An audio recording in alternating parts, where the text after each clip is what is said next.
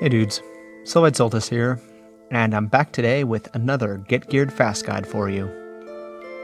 So far, we've discussed priests, pallies and shamans, warrior tanks and DPS, and a whole bunch of casters, to name a few. But one of my favorite types of character has long been neglected: the bear tanks. So, since Phase 3 is now out, and getting pre-raid gear is easier than ever, I thought now's as good a time as ever to help you get your big fuzzy boys all geared up to raid. Let's get right into it.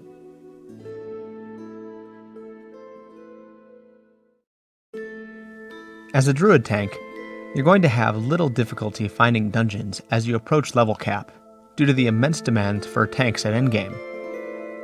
That being said, there are 4 dungeons you'll want to prioritize as you reach that glorious level 60. Blackrock Depths, Upper Blackrock Spire, Dire Maul North, and Stratholme. And, as a general rule of thumb when gearing, make sure to focus first on the dungeons with important quests, such as attunements, before farming them for gear. First up in the list, you'll want to be running BRD repeatedly, just like basically every other class, for a chance at up to 18 items, including the pre-raid Bis Ring for Horde Druids, Thrall's Resolve. Since you can start clearing this dungeon as early as level 53, and need to run it to complete the attunement quests, it's just a great way to get the gearing process started. In particular, watch out for Argomach's Nagel Ring, the Emperor's New Cape, Plugger Spazzering's Mixologist Tunic, and many more solid pieces while you work on those necessary quest chains. Next up, UBRS is an absolute must-go dungeon for everyone in Classic, as it's home to several attunement quests, great quest rewards, and of course, amazing drops. As you work on these objectives to pick up your Mark of Tyranny and Drakefire Amulet, keep an eye out for True Strike Shoulders, Blademaster Leggings, Black Mist Arm Guards, and some pieces of Wildheart or Shadowcraft that you can make good use of. Third on the list of must-do dungeons is DM North Tribute runs. Now this is mostly just to get the awesome weapon Unyielding Maul, and or the Tarnished Elven Ring from the tribute chest at the end. Now that we're in Phase 3, these items are easier to obtain than ever, and considering the high armor and defense of the mace, it's worth it to try and pick it up.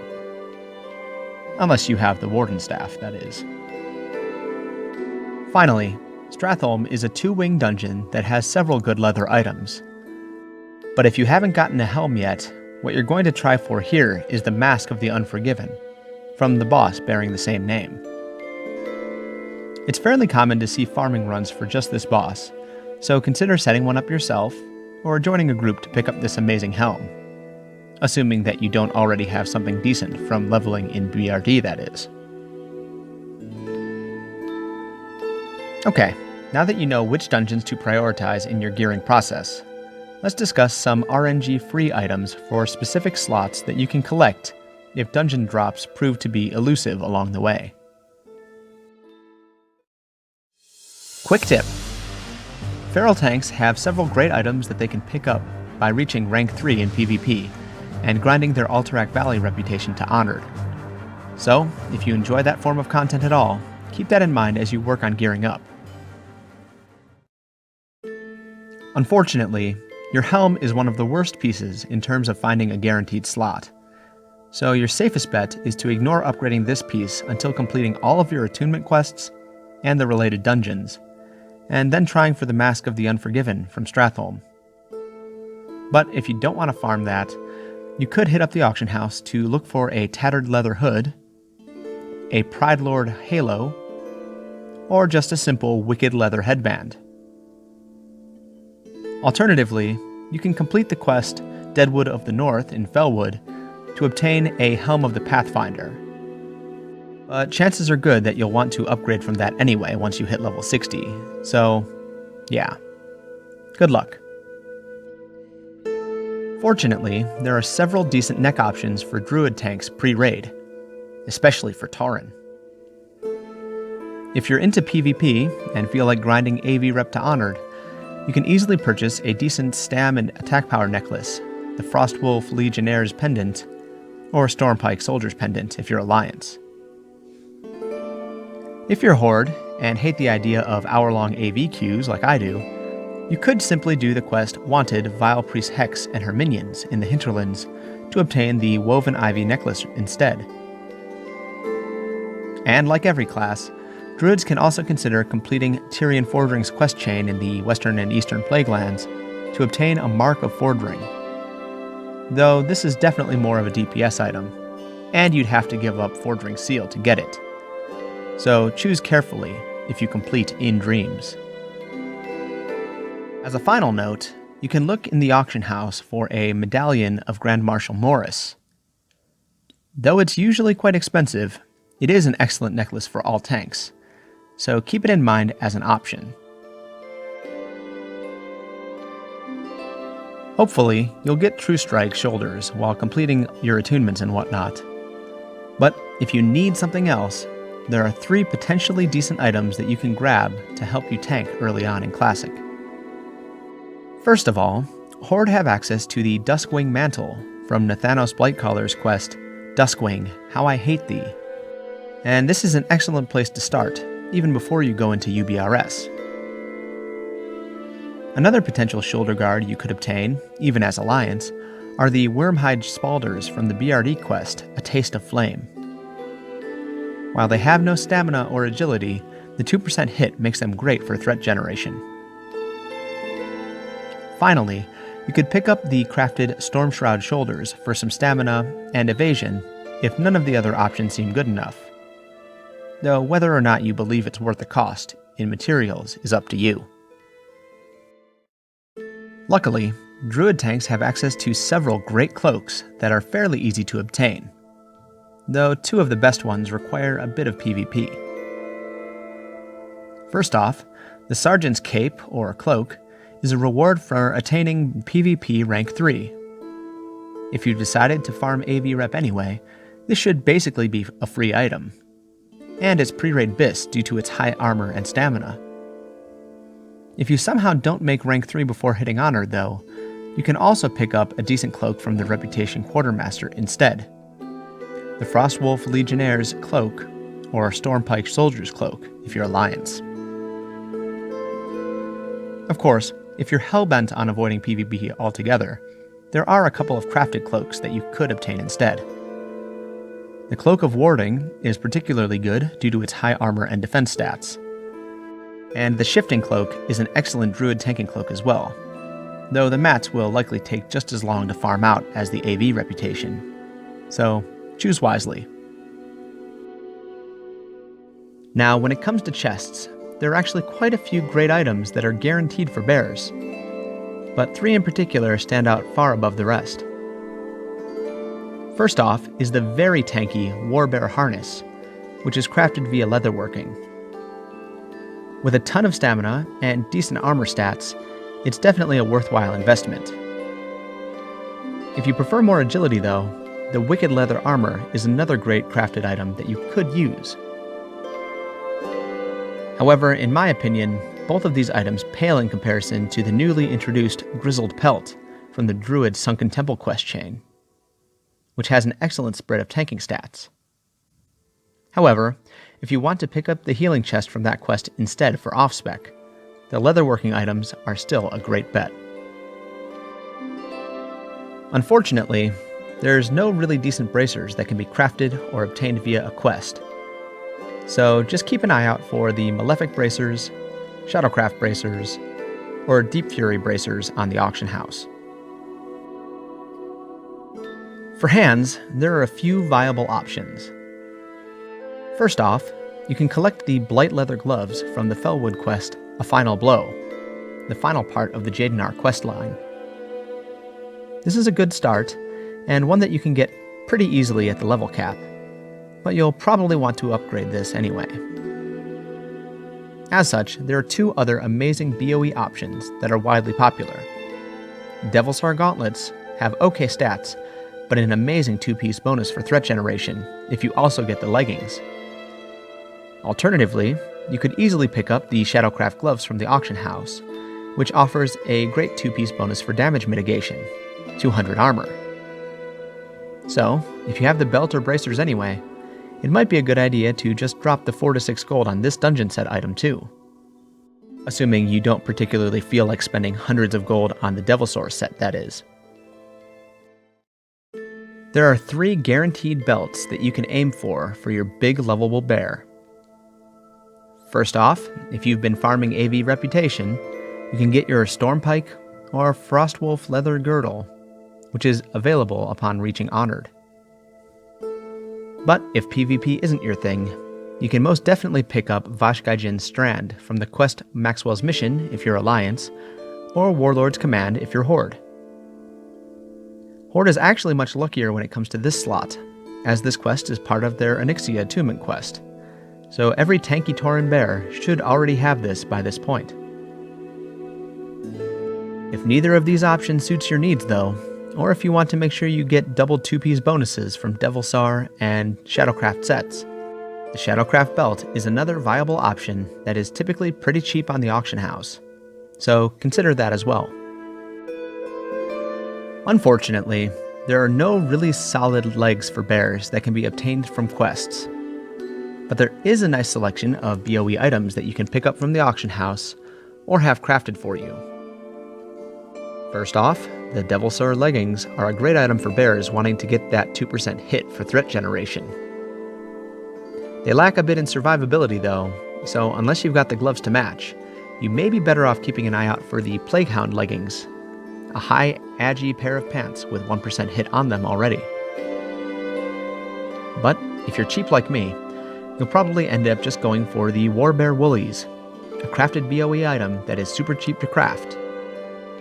It might take a bit of time to find someone with a pattern, but it'll definitely save you some gold. Okay, almost done with all the leather. For boots, Druid tanks have a few guaranteed options. To start, the Spry boots from the DM East quest, Pusillin and the Elder Ajtorden offer some great avoidance and decent armor, so it might be a good place to start if you haven't already gotten other drops by this point. If you want a bit more in stats, however, the Mongoose boots and Dawn Treaders crafted by leatherworkers are also viable options that you can most definitely work toward. Keep in mind, though, that both of these can be quite pricey, especially the Dawn Treaders. For your rings, there are several awesome guaranteed options that you can work toward. First and foremost, Horde Druids can and should get Thrall's Resolve from the quest The Princess Saved in BRD. This ring is best in slot and will last you a long time in your tanking adventures. Now unfortunately, Alliance Druids can't obtain this item, as Magni's Will is the melee reward from their version of the chain. But to be fair, that's also a great ring as well. So yeah, all Druids should really save the princess at some point. Other than the BRD quest though, there are 2 great quest rewards out in the open world that you can and should work toward getting. While leveling in Tanaris, you can complete the quest Tuga's Quest in order to obtain the Band of the Great Tortoise, which is just awesome for Druid tanks due to the armor on the ring slot. One of the slots that typically doesn't provide much armor in the first place. Once you get up toward level 60 though, you'll also want to obtain a Ring of Protection from the Battle of Darrowshire quest chain. This ring, with its high armor and stamina, is absolutely amazing for bear tanks, so make it a priority to pick it up. Alright, now for the fun bit, the trinkets. As a Druid tank, there are several awesome trinkets from quests and other sources that you'll want to pick up if possible. First off, we've got the Rune of the Guard Captain from the Horde exclusive quest, Job Opening, Guard Captain of Reventusk Village. This is basically a must-have for any Horde melee class, tank or DPS alike. And as a tank, it will provide you with great threat generation and should only be swapped out for fights where high mitigation is much more important than threat. Next up is Mark of Tyranny, one of the pre-raid best-in-slot trinkets for Druid tanks. This is obtained from the quests General Dracasath's Demise, for Alliance, and For the Horde, for Horde. Again, this is basically a guaranteed slot for Horde characters, as it's part of the Onyxia Attunement quest chain. However, you should also be aware that by taking this item, you're giving up on 2 other excellent trinkets as well. Eye of the Beast, mostly a healer and DPS item, and more importantly for threat generation, Black Hand's Breadth. Choose wisely. If you're an enchanter, you should also consider trying to pick up the recipe for Smoking Heart of the Mountain, a BOP crafted item made by enchanters that is comparable to Mark of Tyranny and offers several resistances. As of right now, the pattern is being sold for a pittance on the auction house, and other than the Blood of the Mountain itself, most of the materials are quite cheap. If you've decided to go the PvP route in order to get gear, you could also really make good use of the AV trinket Frostwolf or Stormpike Insignia as well, which offers some dodge chance, health regeneration, and frost resistance, and improves as you get more and more reputation with your faction. Sure, it's not the best, but it is something. Finally, if you've just got no incentive to grind out any of those other trinkets, you could simply complete the Long Blasted Lands quest chain ending in You Are Raklicht Demon in order to pick up the Demon's Blood trinket, which offers some defense, health, and more. Though to be honest, you really should try to get the other trinkets over this one, as it's a lot of work for little reward. You do get a 16-slot bag with this quest though, so yeah. Finally, the most important aspect of nearly every class's gearing process other than Feral Druids, the weapon. As a start to your tanking adventures, Horde players can pick up Sarah's Guide from the quest The Corpulent One in the Eastern Plaguelands, though that's really just to get stamina if you've got literally nothing better by that point. Better than that stat stick are 2 very good two-handers. The best in slot through Knack's Warden Staff, which is a BOE world drop that you could start using as early as level 43, and will also cost you an arm and a leg to purchase, and the significantly less expensive Twig of the World tree, which typically runs around 10 gold on the auction house. Obviously, the former is better, but the latter is more affordable, so yeah. As a final note about weapons, it's also very possible to just find a high stamina agility two-hander from the auction house, so keep an eye out for those as well. As druid weapons are just glorified stat sticks, it really doesn't matter all that much what it is, so long as the stats are good. That being said, I wish you luck in getting either a cheap Warden Staff or an unyielding Maul from your DM North tribute runs. So yeah, that's basically all it takes to gear your Tanky Bear fast. To summarize, run BRD, UBRS, DM North tribute runs, and possibly Stratholme for the quest rewards and many potentially great drops. Grind Alterac Valley for honored reputation and PvP rank 3 if you're into that sort of thing, and then fill in the gaps with the quest rewards and BOE items that I just mentioned. Easy peasy. Thanks for watching this video, and good luck with gearing up your big ol' huggable bear. As tanks are in high demand, I believe I speak for everyone else when I say that we all appreciate your role and hope that you are able to get as much loot as you need as fast as possible. As a final note, remember that in addition to the items that I listed here, it's definitely possible to find high-level stamina agility greens on the auction house to round out your set as well. Though these are never guaranteed and may be quite expensive, so feel free to prioritize the quest items and PvP rewards instead, if you're financially strapped like I always am. But anyway, that's it for today. If you liked this video or found it useful, let me know by leaving a comment down below and subscribing to my channel. Also, consider following me on Facebook and Twitter for updates when I release new guides and content like this in the future. And check out my blogs over on Blogspot if you prefer written content as well. Thanks again for watching, good luck with the gearing process, and as always, Take it easy, guys.